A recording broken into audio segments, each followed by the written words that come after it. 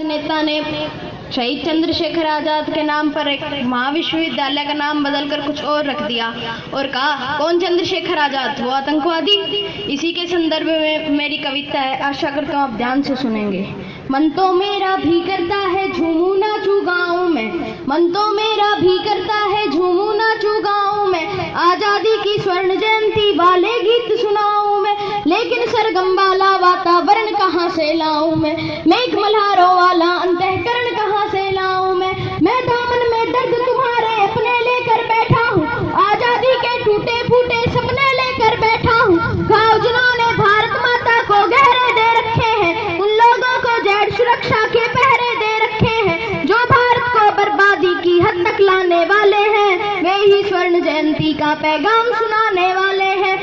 आजादी लाने वालों का तिरस्कार तड़पाता है, बलिदानी पत्थर पर थूका बार बार तड़पाता है, इंकलाब की बलबेड़ी भी जिससे गौरव पाती है, आजादी में उस शेखर को भी गाली दी जाती है, आजादी में उस शेखर को भी गाली दी जाती है। इससे बढ़कर और शर्म की बात नहीं हो सकती थी, इससे बढ़कर और शर्म की बात नहीं हो सकती थी, आजादी के परवानों पर घात नहीं हो सकती थी। कोई बलिदानी शेखर को आतंकी कह जाता है, पत्थर पर से नाम हटाकर कुर्सी पर रह जाता है, राजमहल के अंदर। इसीलिए मैं अभिनंदन के गीत नहीं गा सकता हूँ, मैं पीड़ा की चीखों में संगीत नहीं ला सकता हूँ, मैं पीड़ा की चीखों में संगीत नहीं ला सकता हूँ।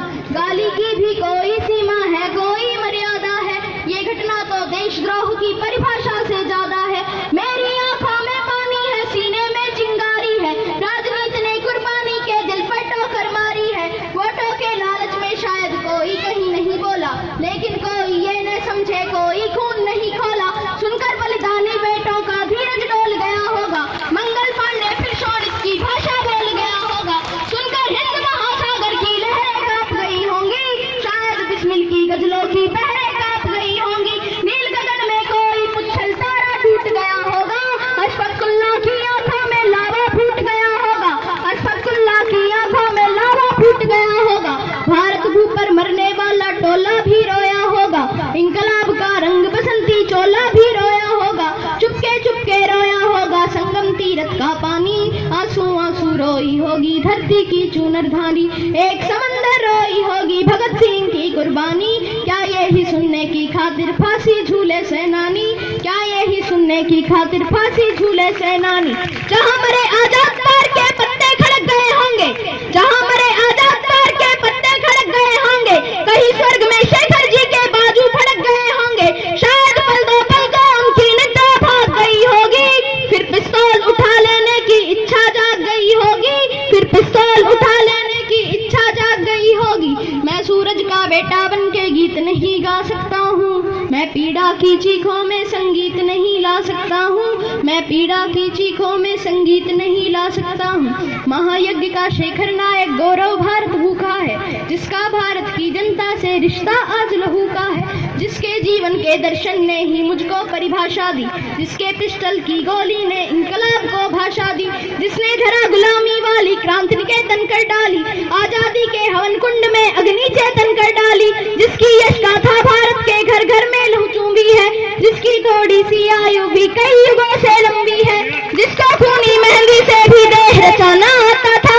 आजादी का योद्धा केवल चने चबेना खाता था। अब तो नेता पर्वत शर में नहरों को खा जाते हैं, नए जिले के शिलान्यास में शहरों को खा जाते हैं, नए जिलों के शिलान्यास में शहरों को खा जाते हैं। स्वर्ण जयंती वाला जो ये मंदिर खड़ा हुआ होगा, स्वर्ण जयंती वाला जो ये मंदिर खड़ा हुआ होगा, शेखर इसकी बुनियादों के नीचे गड़ा हुआ होगा, आजादी के कारण जो गौरव से कभी लड़ी है रे, शेखर की पिस्तौल किसी तीरथ से बहुत बड़ी है रे, शेखर की पिस्तौल किसी तीरथ से बहुत बड़ी है रे।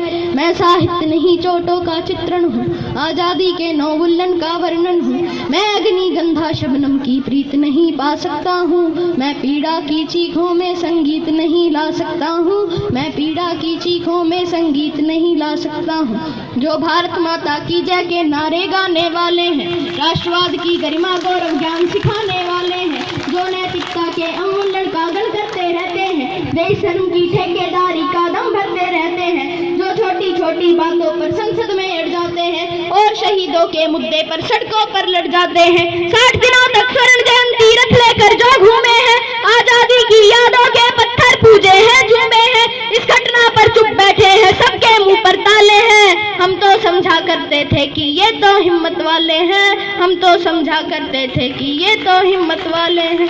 सच्चाई के संकल्पों की कलम सदा ही बोलेगी, वर्तमान के अपराधों को समय तुला पर तोलेगी। वरना तो साहस करके दो टूक डांट भी सकते थे, अगर शहीदों पर थूके तो जीभ काट भी सकते थे, अगर शहीदों पर थूके तो जीभ काट भी सकते थे। जलियांवाले बाग में जो निर्दोषों का हत्यारा था, उस शायर को ऊधम सिंह ने लंदन जाकर मारा था, उस शायर को ऊधम सिंह ने लंदन जाकर मारा था। केवल सिंहासन की भाट नहीं हूँ मैं, वृद्धवालियों की ही घाट नहीं हूँ मैं दर्पण हूँ, दागी चेहरों को कैसे भा सकता हूँ। मैं पीड़ा की चीखों में संगीत नहीं ला सकता हूँ, मैं पीड़ा की चीखों में संगीत नहीं ला सकता हूँ। जो सीने पर गोली खाने को आगे बढ़ जाते थे, जो सीने पर गोली खाने को आगे बढ़ जाते थे, भारत माता की जय कहकर फांसी पर चढ़ जाते थे। जिन बेटों ने भारत माता पर कुर्बानी दे डाली, आजादी के हवन कुंड के लिए जवानी दे डाली, वे देवों की लोकसभा के अंग बने बैठे होंगे, वे सतरंगी इंद्रधनुष के रंग बने बैठे होंगे, वे सतरंगी इंद्रधनुष के रंग बने बैठे होंगे। दूर गगन के तारे उनके नाम दिखाई देते हैं, उनके स्मारक भी चारों धाम दिखाई देते हैं, जिनके कारण ये भारत आजाद दिखाई देता है। अमर तिरंगा उन बेटों की याद दिखाई देता है, उनका नाम जुबां पर लो तो पलकों को झपका लेना, उनकी यादों के पत्थर पर 2 आंसू टपका देना, उनकी यादों के पत्थर पर 2 आंसू टपका देना। जो धरती में मस्तक होकर चले गए, दाग गुलामी वाला होकर चले गए, मैं उनकी पूजा की खातिर जीवन भर गा सकता हूँ।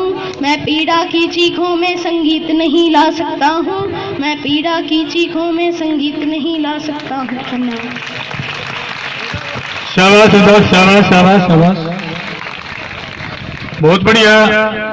इस बच्चे ने 7वीं कक्षा में, रुद्राज 7वीं कक्षा में पढ़ने वाला बच्चा आजादी की पूरी कहानी कंठस्थ इन्होंने